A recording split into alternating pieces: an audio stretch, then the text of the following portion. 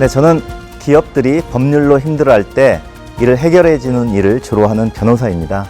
주로 혁신 기업들의 법률 문제를 도와드리다 보니 불합리한 규제 개혁의 전도사라는 명칭까지 얻게 되었습니다.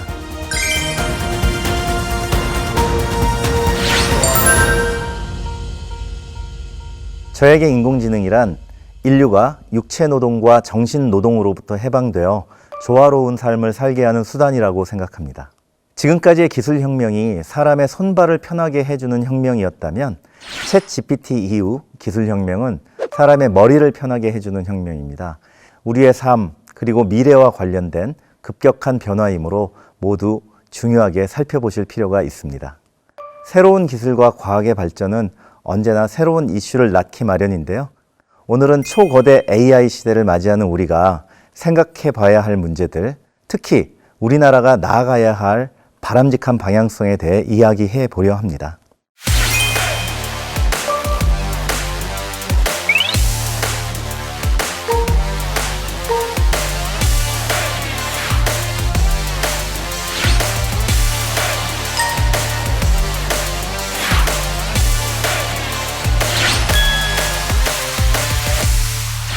전 세계가 이것 때문에 아주 충격에 빠졌습니다.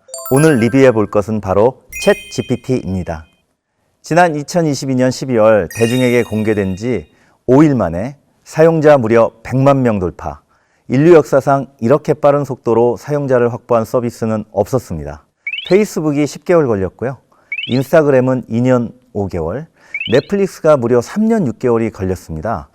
간혹 스마트폰의 등장에 버금가는 혁신이다.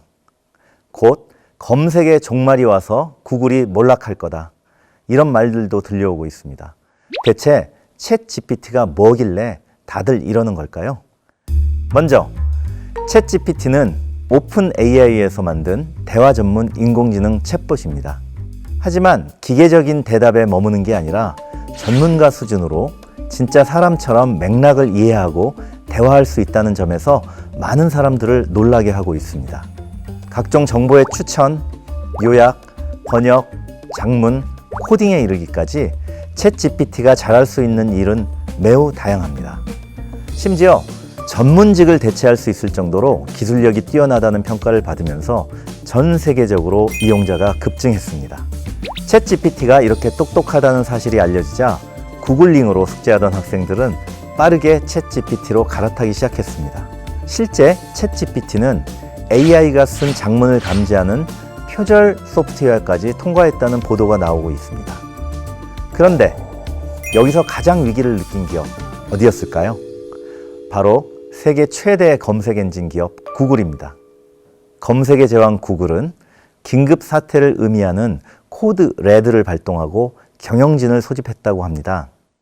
그리고 사업에 큰 위협이 될 수 있으니 해결 방법을 찾는 데 집중하라는 지시를 내렸습니다. 챗 GPT로 인해 정보 탐색 과정의 패러다임이 완전히 뒤바뀔 수 있다는 가능성이 엿보였기 때문입니다. 우리가 보통 검색을 할 때 어떻게 하고 있습니까? 만약 부모님과 함께 갈 해외 여행지를 찾는다면 관련 키워드를 계속 검색해서 후기 글과 추천 글을 뒤져보고 나에게 적합한 내용과 정보를 찾게 되어 있습니다. 그런데 챗 GPT는 인터넷의 수많은 정보들을 사용자의 요구에 맞춰 순식간에 조합하고 정리해 줍니다. 예를 들어 60대 부모님과 함께 갈 만한 풍경이 아름답고 맛집 많은 해외 여행지를 추천해 줘 라고 질문하면 1번부터 10번까지 리스트를 바로 만들어 줍니다. 만약 이탈리아 피렌체 6박 7일 여행 일정을 짜줘 라고 요청하면 그에 맞는 일정을 순식간에 짜주기도 합니다. 구글링 결과가 기성복이라면 챗 GPT의 결과는 딱 맞는 맞춤복인 겁니다. 더 이상 인터넷이라는 정보의 바다에서 나에게 맞는 정보를 스스로 찾아 헤매고 정리할 필요 없이 모든 정보를 꿰뚫고 있는 AI의 질문을 던져 답을 얻게 될 수 있는 것입니다. 챗 GPT가 원조 검색 맛집인 구글의 고객들을 뺏어갈 수 있다는 말인데 이게 무슨 의미일까요? 검색 뒤에는 무려 5천억 달러, 우리 돈으로 약 658조 원 규모의 온라인 광고 시장이 숨어 있습니다. 챗 GPT가 검색을 대신하는 순간 사람들이 검색하며 구글에 머무는 시간이 현저히 줄어들 테고 이에 따라 광고 수익이 대폭 줄어들 수 있는 것입니다. 실제로 챗 GPT를 만든 오픈 AI의 최대 투자자는 마이크로소프트입니다. 마이크로소프트는 챗 GPT 기술을 접목한 뉴 빙을 공개하면서 구글이 주도한 검색 시장을 흔들어 보겠다는 의지를 내비쳤습니다. 이쯤 되면 내가 챗 GPT에게 질문했을 때 어떻게 원하는 답변을 쏙쏙 내놓을 수 있는 건지 궁금하시죠? 먼저 챗 GPT는 이용하기 전에 무엇을 해야 할까요? 반드시 이메일 주소로 로그인해야 합니다. 즉, 사용자의 개인을 식별하면서 답을 주는 겁니다. 그리고 기존에 나눈 대화 내용을 계속 기억하는 겁니다. 인공지능이 나의 정보와 취향을 너무나 잘 알고 있다면 그건 정말 똑똑한 지능을 가져서가 아니라 내 과거의 흔적을 속속들이 파악하고 분석한 결과라고도 볼 수 있습니다. 말 그대로 초개인화, 맞춤형 인공지능 시대가 열린 것입니다. 챗 GPT를 사용하면 사용할수록 개개인에 대한 데이터가 더 많이 쌓이고 맞춤 답변을 내놓기에 더욱 유리해질 것입니다. 영화 아이언맨을 보면서 누구나 다 인공지능 비서 자비스를 가지고 싶다고 생각한 적이 있을 것입니다. 자비스는 각종 정보를 제공하고 일상 대화를 나누는가 하면 아이언맨 슈트를 만들 때 필요한 연구 결과, 설계, 테스트, 기계 업그레이드까지 전문적인 영역도 모든 것을 맞춤형으로 완벽하게 수행해 줍니다. 이미 챗 GPT를 이용해 업무 생산성을 끌어올리는 팁들이 주목받고 있습니다. 그런데 과연 챗 GPT는 아이언맨의 자비스처럼 정말 나만의 AI 비서가 될 수 있을까요? 비서에게는 보안이 생명인데 과연 인공지능이 나에게만 충성할까? 라는 근본적인 의문이 드는 겁니다. 우리가 챗 GPT의 관심사를 질문하는 것만으로도 챗 GPT는 우리에 대한 모든 것을 알게 됩니다. 그것이 사생활이든 기업 활동이든 말입니다. 한마디로 챗 GPT에 의해서 우리의 사생활이나 기업의 영업비밀이 너무나도 쉽게 유출될 수도 있는 것입니다. 실제로 이를 우려한 아마존에선 일찍이 직원들에게 기밀 정보를 챗 GPT에 올리지 말라고 경고했습니다.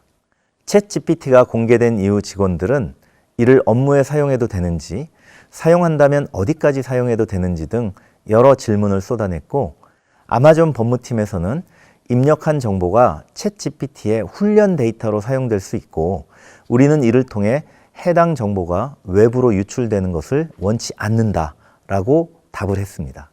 골드만삭스, JP 모건 같은 글로벌 금융업계들도 챗 GPT의 이용을 제한하거나 아예 막는 미국 회사도 늘고 있습니다.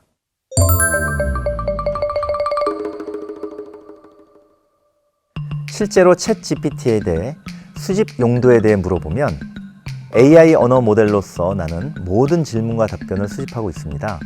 이는 당신과 같은 이용자들의 피드백을 바탕으로 나의 성능을 개선하고 정확성을 높이기 위해서입니다. 라고 답변합니다. 여기서 마이크로소프트가 챗 GPT를 무료로 배포한 이유를 짐작할 수 있습니다. 갓 태어난 AI에는 데이터가 많지 않고 이용자들이 더 많은 질문과 답변을 할수록 그 데이터가 풍부해지기 때문입니다.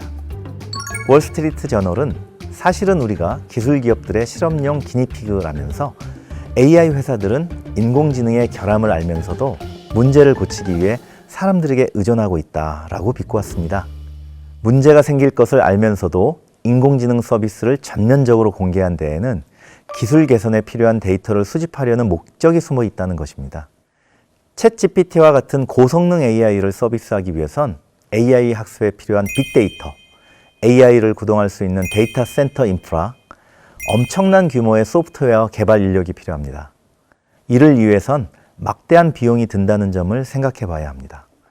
이유 없이 무료로 제공할 필요가 전혀 없는 것입니다. 그럼 우리나라에선 챗 GPT 같은 초거대 AI를 개발할 수는 없는 것일까요?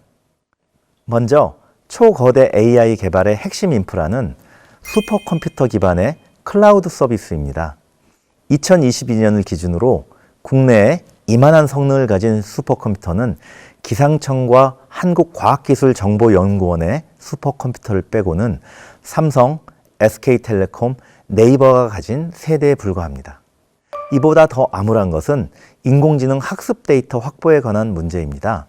챗 GPT가 탄생한 미국에는 개인정보보호법이 따로 없습니다. 미국은 사생활을 보호하는 법제도를 두고 있는데 인터넷에 공개되거나 정부의 서비스를 통해 취득한 자료에는 사생활이 없다는 법 제도를 갖고 있습니다. 하지만 우리나라에서는 챗 GPT처럼 인터넷에 공개된 데이터를 수집해 인공지능의 학습 데이터로 쓰기 어려운 실정입니다. 인터넷에 공개된 데이터를 수집하려면 개인정보보호법과 저작권법 위반을 걱정해야 합니다. 이들 법에 금지된 행위를 위반하면 형사처벌을 받고 감옥에 갈 수도 있기 때문입니다. 이런 배경 그리고 법제도의 차이가 있었기 때문에 챗 GPT라는 혁명적인 도구가 미국에서 세상에 나올 수 있게 된 것입니다. 초거대 AI 사업은 기본적으로 대자본의 경쟁입니다. 그리고 AI 시대의 경쟁력은 중장기적으로 얼마나 많은 빅데이터를 빠른 시간 내에 확보하느냐에 달려 있습니다. 그리고 이런 점에서 생각해 볼 때 우리 기업의 미래는 그렇게 밝지는 않습니다. 초거대 AI 시장을 내어준다면 이 과정에서 축적되고 유통되는 모든 데이터가 해외 기업으로 넘어간다는 것을 의미합니다. 경제 주권은 물론 데이터 주권까지 고스란히 빼앗길 수 있는 것입니다. 국가안보 차원에서도 데이터 주권 확보는 너무나 시급한 과제입니다. 데이터 주권을 잃은 국가는 정보 식민지에 불과할 뿐입니다. 이런 비극이 도래하는 것을 막고자 한다면 지금 당장 데이터 산업의 성장을 가로막는 모든 막는 규제를 개혁하는 일부터 시작해야 합니다.